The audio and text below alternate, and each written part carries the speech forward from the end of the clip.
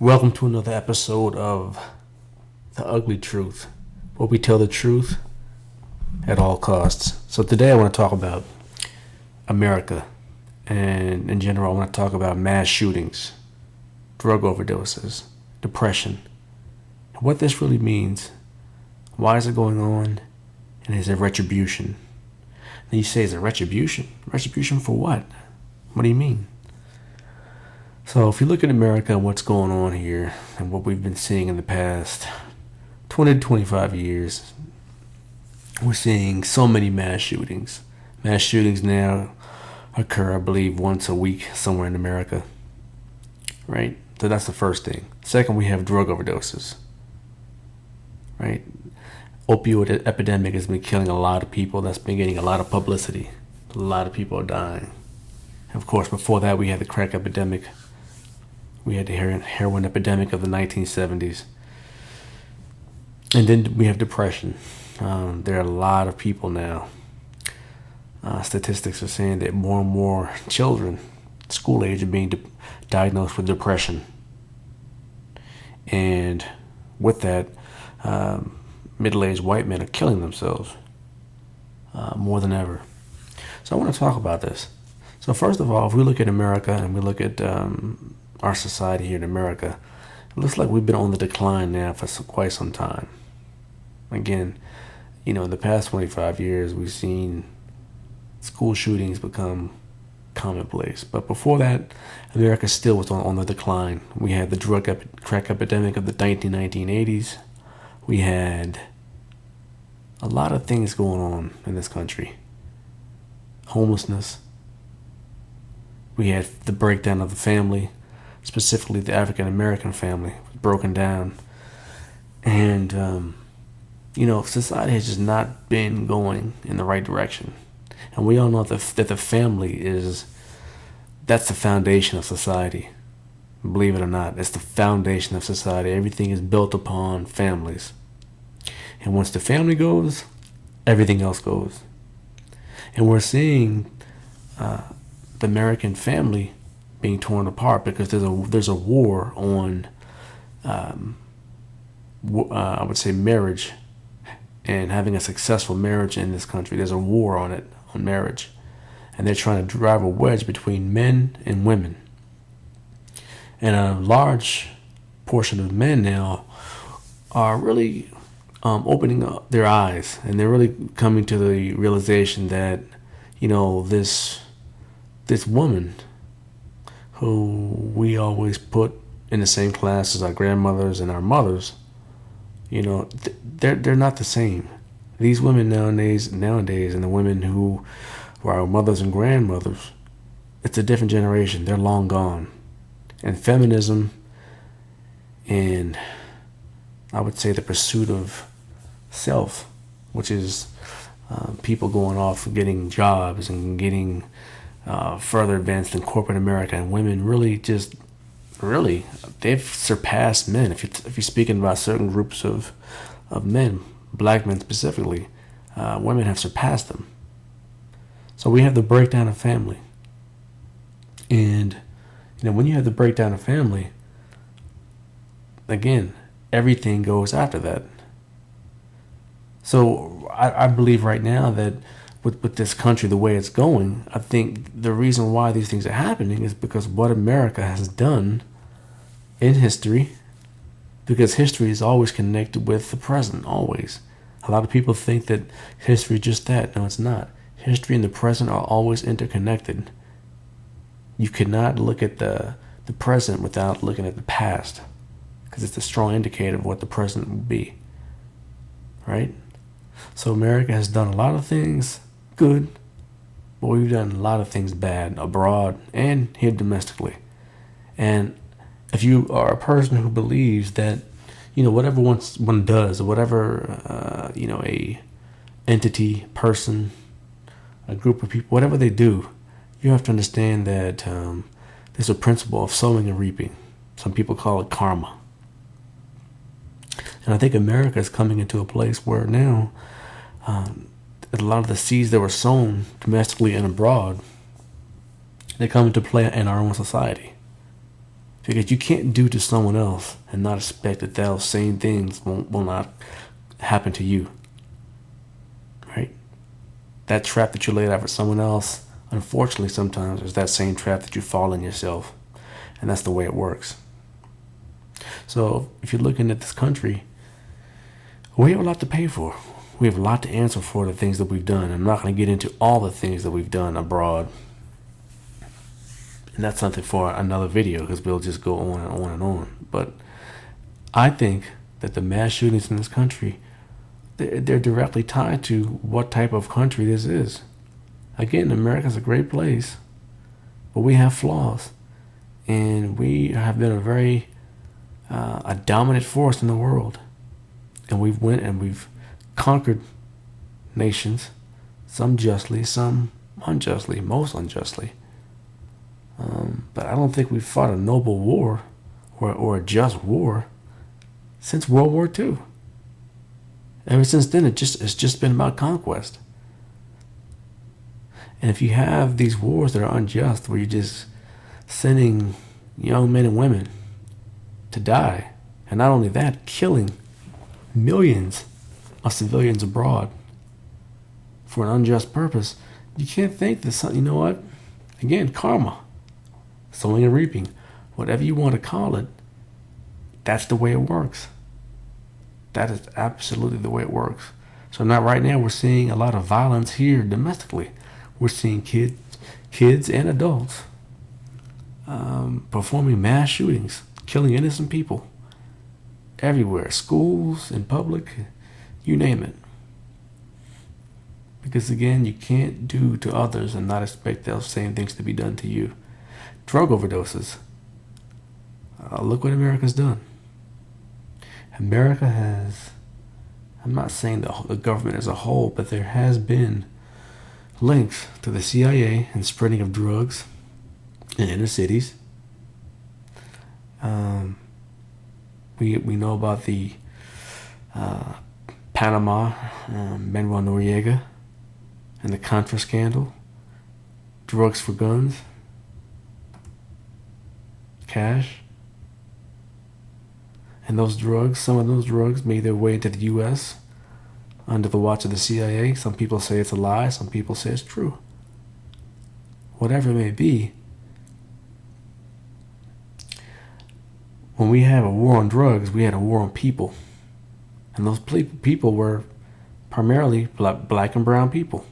There was a war on them. It wasn't a war on drugs. It was a war on people, to incarcerate these people, because we didn't want these people in society. We didn't want them in the streets. And there was really no use for them, because there were no jobs for them. So why not just lock them up, get them off the streets? And that's what happened during the war on drugs. The war on drugs, when the crack cocaine came out, countless amounts of people were arrested and thrown in prison for long periods of time. Long periods of time with just small amounts of crack cocaine. Meanwhile, how these drugs got into the country, that's another story. It's another video. But they got in the country. But we knew that a lot of these drug laws were biased. Crack versus cocaine. So what this did, this destroyed the black community.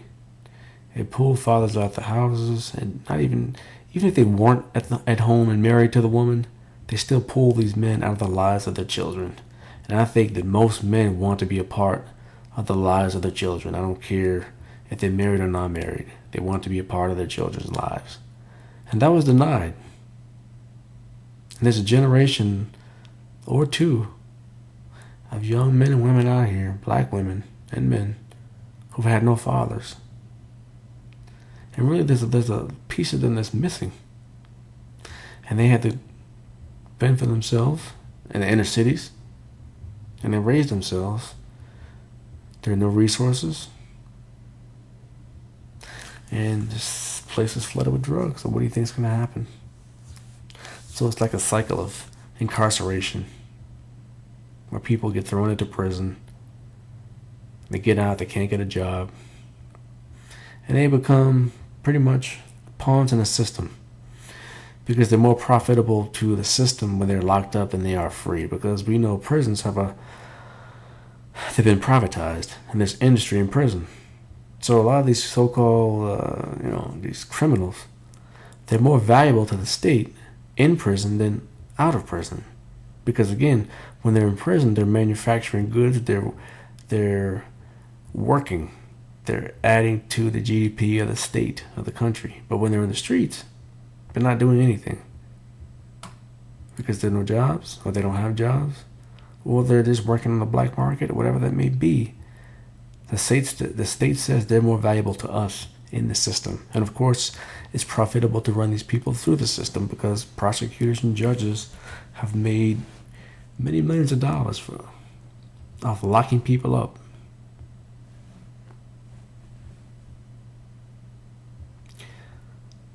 And lastly, we talk about depression. A lot of Americans now are depressed. Across the board, a lot of people are depressed.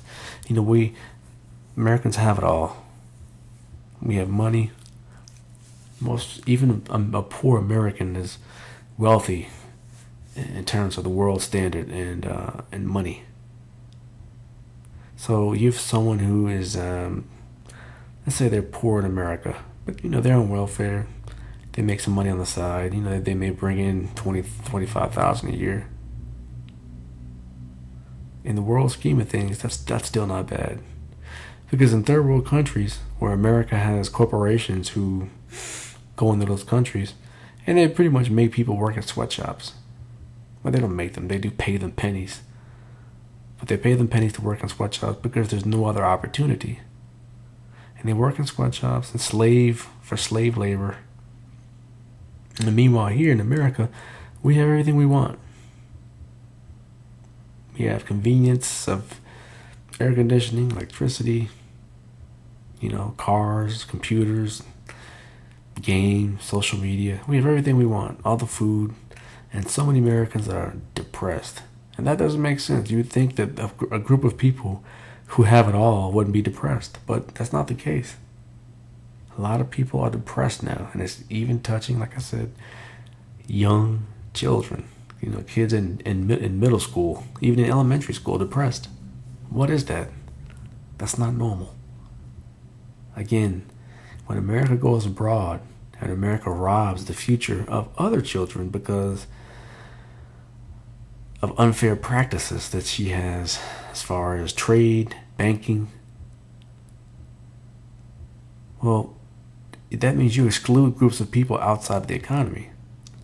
And if you do that, then these economies can't participate, and they're pretty much left in economic dead zones in these third world nations. The only jobs there are the ones that American companies come in there and make them work pennies for a dollar on. Which is basically, it's not right. It's unfair because America profits off other people's pain. Instead of doing business the right way, we do business the wrong way. And we steal generations of intelligent young people. We steal their future. And it's not right. And this is why I believe we're seeing depression. We're seeing a lot of young Americans now just not motivated to do anything. They're not motivated. They sit home, they play games all day long. They don't do anything. They smoke weed, or they're on drugs. They're on opioids, overdosing, just medicating their depression, wasting their lives. Again, I believe this is retribution because of what America's done abroad. And you might say, oh, you're so negative. What are you talking about? America's a good country. Didn't say they weren't. Didn't say America wasn't a good country. But a lot of people are naive and ignorant of the fact of what America has done abroad to people and to countries abroad. See, the average American is not really, they're not really versed, or they have no awareness of world politics. They have no awareness of world news. They only watch, CNN or Fox or MSNBC. They don't know what's going on, and they believe what some things that our government has said, which is not always true. But I do think there's a growing segment of Americans who are waking up and they don't believe what's being said now. So there's a new kind of awareness out here, but I'm not sure if it's a good or bad awareness, because some people can jump to other extremes. You can jump from one extreme to being totally naive to the other extreme of being totally, just stupid and believing the opposite of what is true and what's not true. People just don't know how to read between the lines. That's the only way to get accurate information today on the news, is to read between the lines. You have to look at all the sources, see what they're saying, and they'll hint at what's true, and they'll hint at it, but they don't really always say it. You have to read between the lines to get truth out of the news nowadays. That's the way that works. So again, retribution. You might not believe it. I do. And I think that unfortunately it's not over. There's more to come. There's more sad times. There's going to be more pain to come for America, because America's not finished reaping what she's sown. She hasn't. Let's face it. And I hate to be a naysayer or a prophet of doom, but again, if you look at the trends in this country, what's going on and what we're seeing, it's not going to get better. It's going to get way worse before it gets better. And we haven't seen the worst of times yet. That's to come. That's to come. Well, anyway, if you like the video, comment. Please subscribe. Smack that button for the alerts when new videos come out. And again, thanks for listening. Peace.